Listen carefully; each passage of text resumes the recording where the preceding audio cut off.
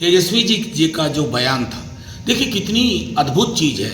आप लोग नहीं, मीडिया का जो एक मुख्य धारा का वर्ग है वो इंडिया गठबंधन मर गया मर गया मर गया ये सुबह उठते ही शुरू कर देते हैं।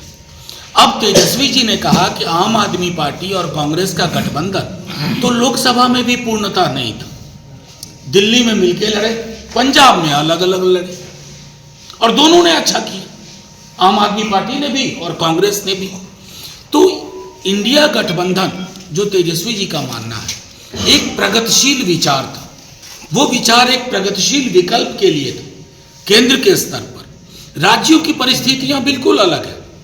सीपीएम कांग्रेस एक साथ है इंडिया गठबंधन में, लेकिन केरल में लड़ाई सीपीएम और कांग्रेस की है। तृणमूल कांग्रेस और सीपीएम कोलकाता में वेस्ट बंगाल में एक साथ है, लेकिन लड़ाई वहां इनके बीच भी होती है।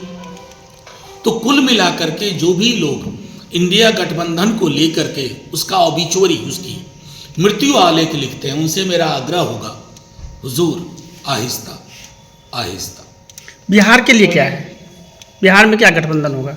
बिहार में जो गठबंधन हमारा था वो महफूज रहेगा, कांग्रेस के साथ रहेगा, महफूज रहेगा। मैंने कहा जो गठबंधन था वो महफूज रहेगा और मजबूत होगा। तो दिल्ली के चुनाव में राजद कांग्रेस के साथ रहेगी या आपके साथ? देखिए, राजद की मूल दिलचस्पी है, हमारा जो काडर है दिल्ली में, उसकी मूल दिलचस्पी है कि बीजेपी की नफरत वाली राजनीति कैसे हारे। तो केस टू केस बेसिस पे जिस क्षेत्र में जो मजबूत होगा, हमारा कैडर, हम चुनाव नहीं लड़ रहे हैं अभी तक दिल्ली में, तो उस हिसाब से निर्णय होगा। जाहिर है हमारा निर्णय बीजेपी को प्रीतिकर नहीं लगेगा। लेकिन वहां तो इंडिया गठबंधन अलग अलग चुनाव लड़ रही है। ये मैंने अभी उदाहरण दिया कि राज्यों की परिस्थितियां बिल्कुल अलग है। एक प्रगतिशील विचार था, एक विकल्प के लिए, नफरत और घृणा के खिलाफ मेलजोल और मोहब्बत का। एक बात कहूं, आप सारे साथी हमसे कम नहीं समझते होंगे, ज्यादा ही समझते होंगे।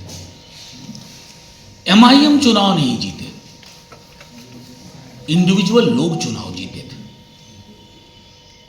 और ओवैसी साहब को मैं बहुत विद्वान, संविधान की अच्छी समझ वाला व्यक्ति समझता हूं, लेकिन ऐसा कोई भी चीज उनके फैसले से अक्सर क्यों होता है कि फासला बढ़ जाता है।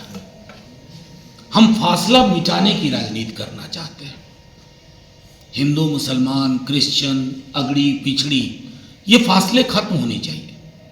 यही गंगा जमुनी तहजीब है, यही महानंदा का संदेश। गरीब गुरबों की लड़ाई, संविधान में प्रदत्त हकूक की लड़ाई, उसको एक मुकम्मल अंजाम तक ले जाना है।